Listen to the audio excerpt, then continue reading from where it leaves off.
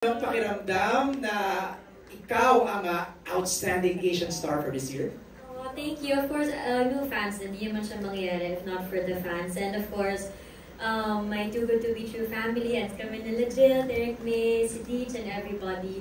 Manominate pa lang doon, sabi ko, okay na yun. And then, hindi ko naman in-expect na lilipad pa na tayo doon to receive an award. So parang, wow, what a way, diba, to end this movie. Parang meron pang mga remnants ng mga pinanggalingan ko sa series. So, nakakatuwa. And me receiving that award, it's not just for me, an outstanding actress for the TV series, it's for the whole team na Too Good To Be True na, alam mo yun, na-recognize tayo hindi lang dito sa Pilipinas but also in Asia. So nakaka-proud. So pag pumunta tayo doon sa Korea next month, I'll be representing ABS-CBN and the whole team from Too Good To Be True. Yes! Again, congratulations, Kat! Simulan na natin ang ating Q&A. Our first question is from Marinelle Cruz of Inquirer. Marinelle's right over there, if you want to say hi to her. This is for Catherine. Did you not find... Catherine, this is for you. Did you not find Dolly De Leon too intimidating at the start of this project? What acting tips did you pick up from observing her at work? Yung tuloy mo, parang Miss Universe mo yung Q&A tayo. Brother, how's my event na tayo? Anyway, the first time na nag-meet kami ni Miss D, syempre kinabahan ako kasi nung pinetch nila to sa akin, okay, magplaan na lang tayo, rewind. Nag-pitch nila sa akin and then I picked this material. Tapos so tinanong ko agad, so sino yung peg nyo for mother? And then they told me, we will try to talk to Miss D. And then sinabi ko sa kanila, you think may time si Miss D na gumawa dito? Kasi alam ko na magsistart na siya ng project na in Hollywood. But then sabi nila, wala, so let's try. So the moment na naka-zoom nila si Miss D and then she agreed to do this project, parang ako, oh my God, okay, slowly, nangyayari na lahat, and then nangyari. And nakita na kami sa, yung nakita mong nag-pinky swear kami dito sa Morato. So parang yun yung parang bonding namin to get to know each other, well, o paano nga yung working ethics namin. And then, nung sa set na, parang nung nandun sa wine place kami, okay, pero nung sa set, parang bigla ako na-feel, oh my God, na-intimidate ako. Nung nakaayos na lang. Ito na yung real deal eh. Yeah, nung nandun na sa set, Miss T was all clamped up. Tapos nakita ko kung paano siya mag-focus to prepare for the scenes and kung paano siya, you know, just her, being her. At first time ko siya maka-work dito.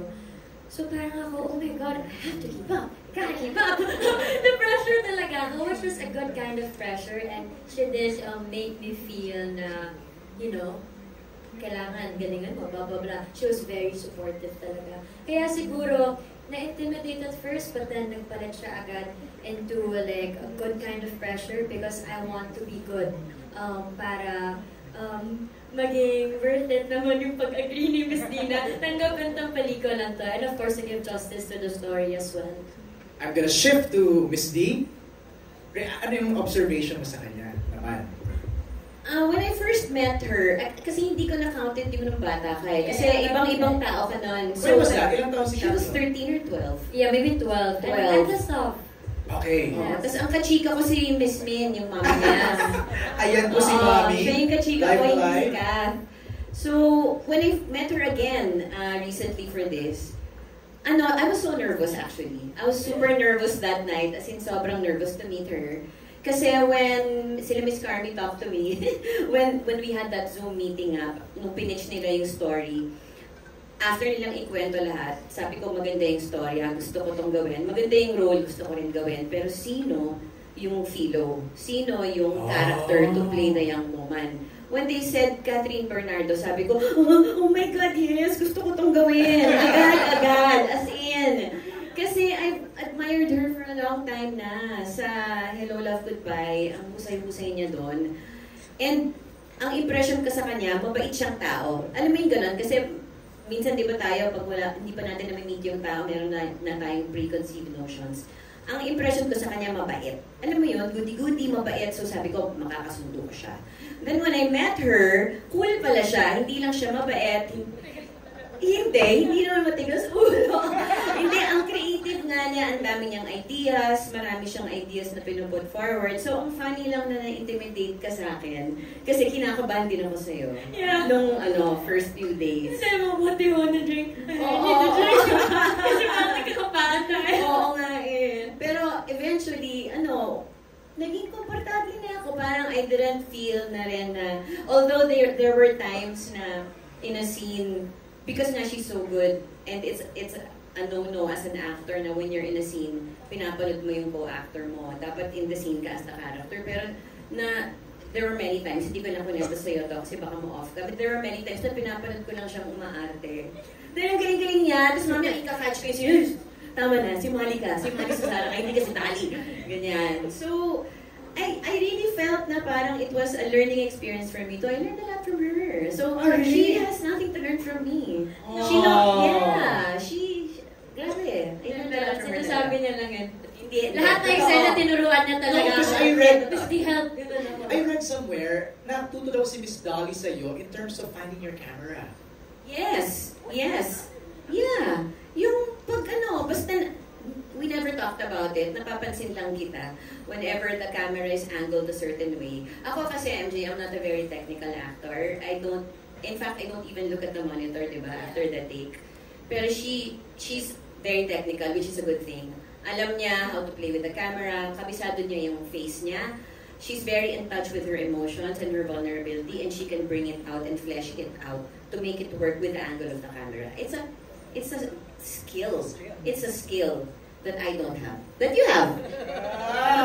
Pero biro. Ikaw, Catherine, natutunan mo naman kay Miss Dolly. I'm sure madami yan. Grabe, hirap naman. No, pero this project, mahirap siya. And then, I really needed someone to hold it to. So, I have P and Miss D, I have Ate Carms, Leo, and everybody. Kasi sabi ko, kailangan ko lahat ng makakapitan ko dito sa project na to. And at times talaga, na feeling ko, di ko alam kung tama yung ginagawa ko. And then once sinabi sa akin ni Miss D, that's fine ka, maganda, okay, naramdaman yun.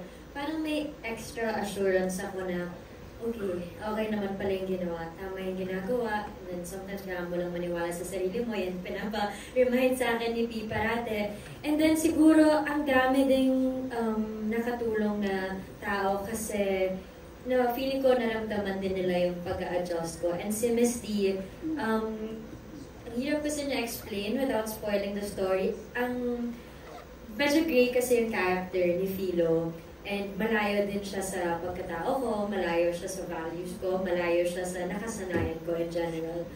So, ang hirap gawain yung role na yon in this short amount of time. So, kapag feeling ko, lost ako, hindi ko alam kung tama ginagawa ko, I just look at her and sabi ko, okay ba?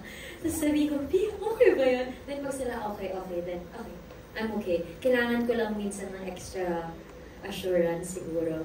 And you have a good support system. The best right. Support system. Right. At saka, sorry, can I add one more? At saka ang maganda rin kasi kay Kath, usually when you're an actor and you're on camera, di ba usually, kunyari ako yung artista, may camera dito, yung ka-eksena ko is behind the camera, so wala siyang coverage, ako lang. Usually some actors, ang ginagawa nila, binabato lang nila yung linya.